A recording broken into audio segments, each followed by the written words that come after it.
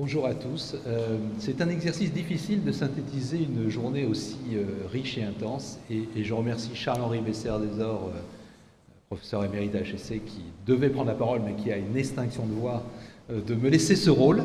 Et donc nous avons travaillé avec Charles-Henri et Philippe Cueno sur ce que nous pourrions retenir de cette journée, encore une fois avec beaucoup d'humilité, parce que ça a été particulièrement riche. Alors, on a essayé de résumer cette journée intense en 10 points, et je vais essayer de traduire de façon très synthétique ces 10 points, en sachant que, bien évidemment, on ne saurait être exhaustif sur tout ce qui a été dit, mais il y a quand même des idées qui sont ressorties qui nous semblent particulièrement intéressantes et qui pourraient, je dirais, inspirer ou guider certaines actions et réflexions concernant ces transformations.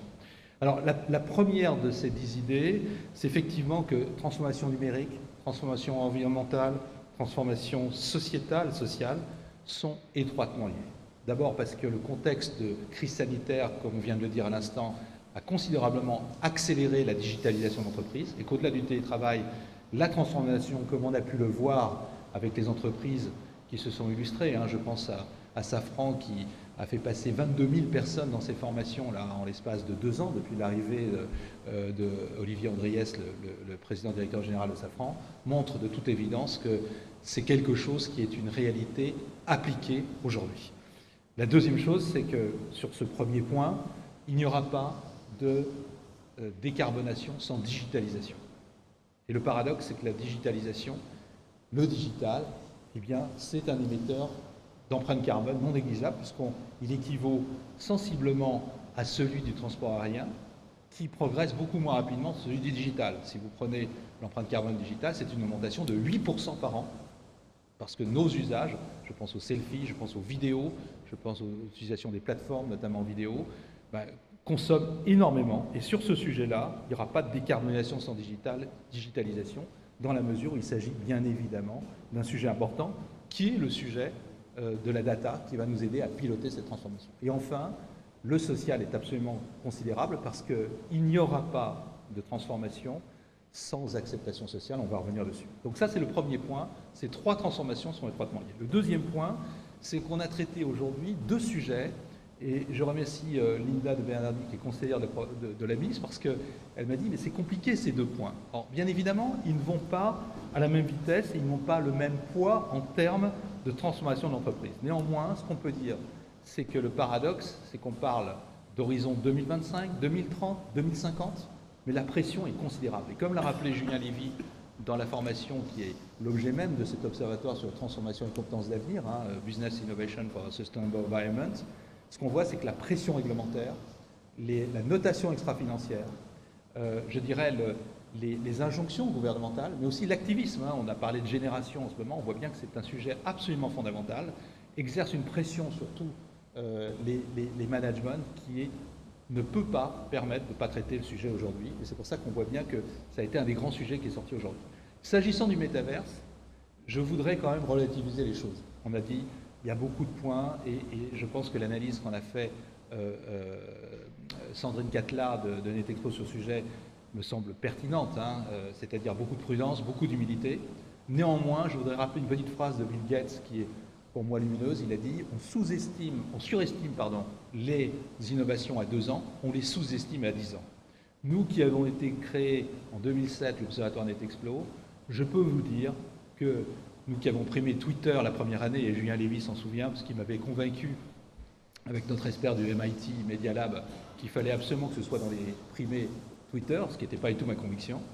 Et fondamentalement, quand on voit aujourd'hui le poids de Twitter dans l'opinion mondiale et les risques qui émergent avec la prise de contrôle d'un individu comme Elon Musk, on voit bien que ce qui pouvait être considéré comme 140 caractères et quelque part un réseau social sympathique mais pas forcément crucial est devenu absolument essentiel dans la fabrique des informations et bien évidemment la propagation des idées.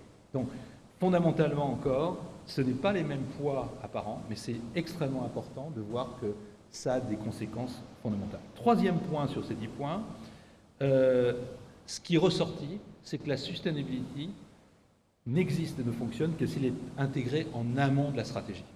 Et ça, c'est quelque chose qui n'était pas une réalité encore il y a 2 ans. C'est illustratif de voir à quel point Engie considère qu'il y a un budget carbone et qu'il n'y a aucun projet qui ne peut passer s'il n'est pas validé à l'aune de ces critères. Et je pense que Michelin a évoqué la même chose sur ce sujet. Et c'est en train de devenir une réalité jusqu'à l'incentive des managers et la montée en puissance, je dirais, des formations, des sensibilisations pour l'ensemble des collaborateurs. Le quatrième point, c'est que la bonne approche, ce n'est pas une approche individuelle, c'est une approche en écosystème. Et là, je voudrais rappeler ce qui a été dit notamment par Orange, c'est que les écosystèmes, c'est la réponse à un problème qui est systémique. On ne pourra pas changer les choses si on ne le fait pas comme ça. Cinquième point, je vais un peu vite parce qu'on a la chance d'avoir Madame la Ministre avec nous, donc je ne voudrais pas trop prendre de temps. Le métaverse, ce n'est qu'une composante du digital, de la transformation digitale. Et je trouve que l'intervention de nos amis de Stellantis tout à l'heure était une illustration parfaite de dire nous devenons une software company. Peut-être que le terme demain, ce ne sera pas de parler de digitalisation, mais de parler de software company. Et j'ai trouvé ça illustratif parce que je me suis souvenu qu'au début des années 90, nous avions tous dans nos poches des téléphones Nokia, des téléphones Ericsson, des téléphones Motorola. Aujourd'hui, nous n'avons plus que des iPhones et des Samsung qui fonctionnent sur Android, système de logiciel. Donc la logique même de transformation du numérique, elle est très très intéressante de voir que peut-être que la société de demain deviendra une société où les softwares deviendront essentiels, même dans le processus de l'automobile, et on peut les comprendre quand on voit le succès de Tesla, qu'on qualifie souvent de smartphone avec 4 roues, ce qui est un peu simplifié, mais il y a quelque chose quand même d'intéressant là-dessus. Le sixième point, c'est que l'enjeu, et on l'a dit à chaque fois, toutes les personnes l'ont bien dit, c'est de faire de tous les collaborateurs les acteurs de cette transformation.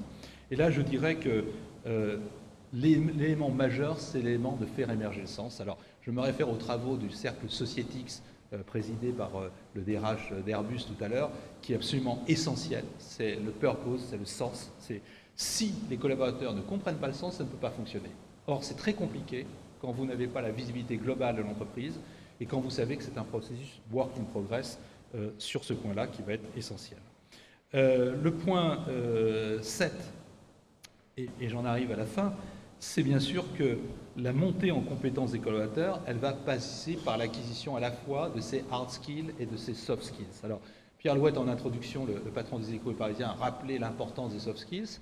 J'ai trouvé l'intervention de Julien Maris de Engie lumineuse en expliquant qu'il fallait que tout le monde acquiert des hard skills en matière de développement durable, mais que parallèlement, les grands experts développement durable devaient, eux, acquérir des soft skills. Pourquoi? Parce que ce n'est pas parce qu'on est sachant qu'on peut faire adhérer les gens et qu'on voit bien que cette capacité qu'a évoqué aussi Véric Lemarie de Michelin sur ses compétences, et on voit bien en quoi les valeurs, notamment de la Michelin, sont aussi importantes, ça va être un des points cruciaux pour l'adhésion des collaborateurs. Le point 8, c'est qu'on doit changer notre relation au temps. Alors ça, c'est très compliqué pour une personne comme moi qui est particulièrement impatiente, mais il faut quand même reconnaître qu'il n'y aura pas de transformation réussie sans co-construction avec les collaborateurs, et des fois ça prend du temps, mais il faut mieux le prendre, et surtout d'esprit de conciliation. C'est le grand débat de la formation qui a été lancée le 21-22 novembre dans le cadre de cet observatoire HEC sur Business Innovation for a Sustainable Environment. Sur les 107 personnes qui étaient là, ce qu'on a compris, c'est que si on ne comprenait pas la conciliation entre ces injonctions contradictoires qui sont de dire il faut que je fasse mon métier, mais à côté, il faut aussi qu'en plus, je tienne compte de ces enjeux de sustainability, ça va être très très compliqué. Le point 9, ça concerne, je dirais, le sujet de l'innovation. On a vu à quel point, quand on parle de sustainability, de métaverse, on est au début de l'histoire et que l'innovation va être absolument essentielle. Et l'innovation, ce n'est pas seulement l'innovation technologique ou, je dirais, comme l'a dit très bien Antoine Sautenay, Michelin fait des pneus, on peut aussi réfléchir à des voiles pour la navigation, ce qui est quand même très loin du domaine, mais ça reste dans la raison d'être, InMotion, et ça c'est éclairant.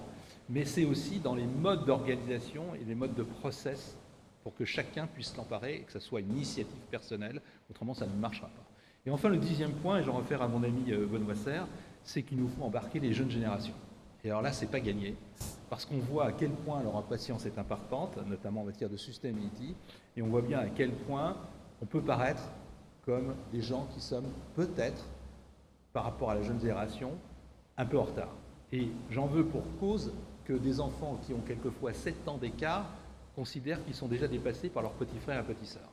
Ça traduit bien qu'il va falloir se préparer à tout ça, avec quand même un signe d'espoir, c'est que cette génération, elle a vraiment envie de s'investir, donc ça c'est très positif, et que si on prend les métaverses, parce que c'est les deux sujets d'aujourd'hui, et pour terminer, que le métaverse est issu du jeu vidéo, des jeux en ligne, des mondes virtuels, et qu'on a toute une partie de la population dont on sait qu'on est en décrochage scolaire par rapport à l'enseignement, et Mme la ministre peut-être l'évoquera tout à l'heure sur l'enjeu de l'enseignement de la formation professionnelle, parce que c'est très très important aujourd'hui quand on voit les pénuries de compétences qu'on a et de jeunes qui décrochent, eh bien peut-être que réinvestir ce type d'outils va nous permettre, par ce qu'on appelle le learning by doing, d'avoir demain des jeunes qui vont pouvoir s'engager, apprendre et devenir des acteurs de notre société, de ces transformations.